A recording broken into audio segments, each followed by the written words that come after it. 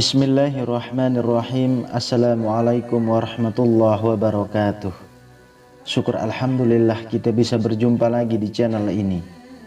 Sholawat dan salam selalu dan tetap tercurahkan kepada junjungan kita Nabi besar Muhammad sallallahu alaihi wasallam.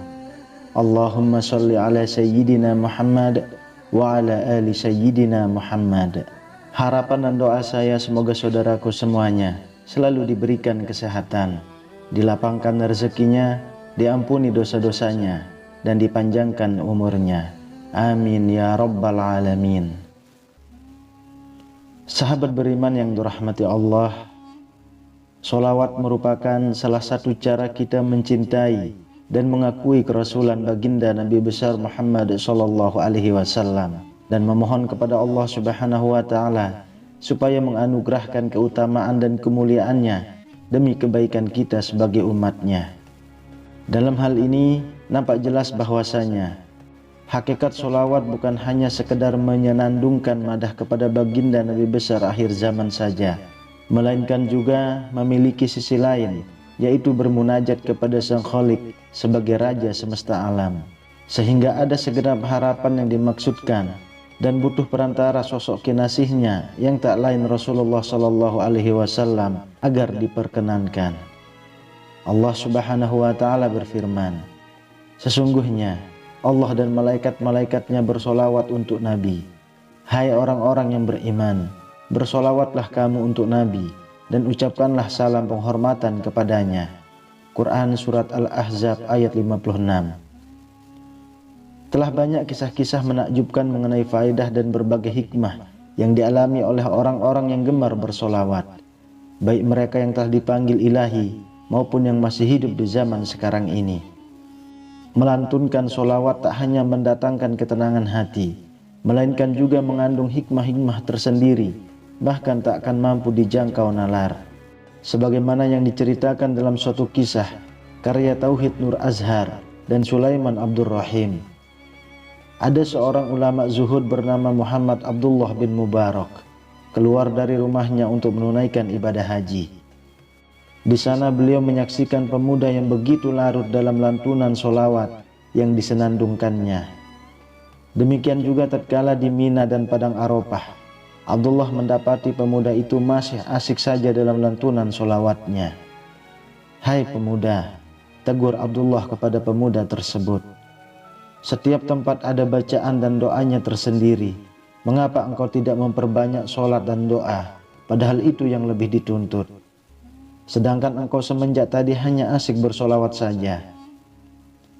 Saya memiliki satu alasan tersendiri, mengapa saya memilih begitu khusyuk dalam bacaan solawat, jawab pemuda itu. Saya beranjak dari tanah air Khurasan bersama bapak saya untuk menunaikan ibadah haji. Setiba kami di Kufah, bapak saya terserang penyakit parah sehingga ia menghembuskan napas terakhirnya di hadapan saya sendiri. Lantas saya tutup wajahnya dengan kain sarung yang ada. Dan malangnya apabila saya buka kembali kain sarung itu, wajah bapak saya telah berubah menjadi himar atau keledai. Bagaimana saya memberitahukan kepada orang-orang ikhwal meninggalnya bapak saya, sedangkan wajahnya kini begitu hina dan memalukan. Kemudian saya duduk termenung di sisi mayat ayah saya dalam kebingungan hingga tertidur dan bermimpi. Dalam mimpi itu saya bertemu dengan pemuda yang memakai penutup muka dan sangat baik akhlaknya. Dia lantas membuka penutup muka itu seraya menatap saya dan berkata, "Mengapa engkau bersedih dengan apa yang telah terjadi?" Saya menjawab, "Bagaimana saya tidak bersedih, sedangkan dialah orang yang paling saya sayangi." Lanjutnya, pemuda itu kemudian mendekati mayat ayah saya dan mengusap wajahnya hingga berubah seperti sedia kala. Saya juga menyaksikan wajah mayat ayah saya yang begitu terang benderang memancarkan cahaya seperti purnama yang baru terbit. "Engkau siapa?" tanya saya kepada pemuda tampan itu. "Saya yang terpilih, Muhammad." Kemudian saya memegang jemarinya dan berkata, "Wahai Tuan, beritahu saya bagaimana peristiwa ini bisa terjadi." "Sesungguhnya ayahmu seorang pemakan harta riba.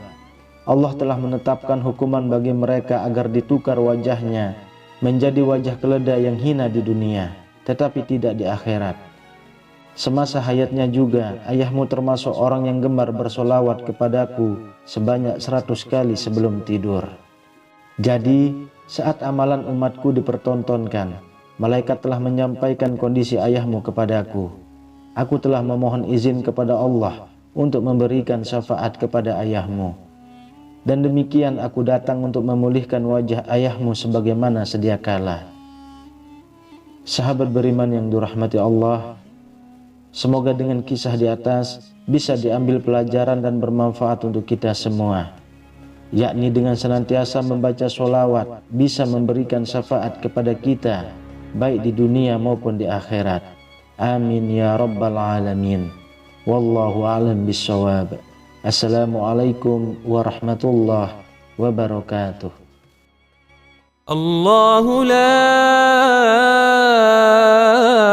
ilaha illa huwal hayyul qayyum,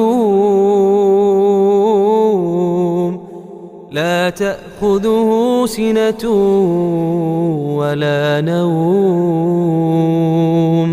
lahu ma fis samawati wa ma fil ardh, من ذا الذي يشفع عنده إلا بإذنه، يعلم ما بين أيديهم وما خلفهم ولا يحيطون بشيء من علمه إلا بما شاء،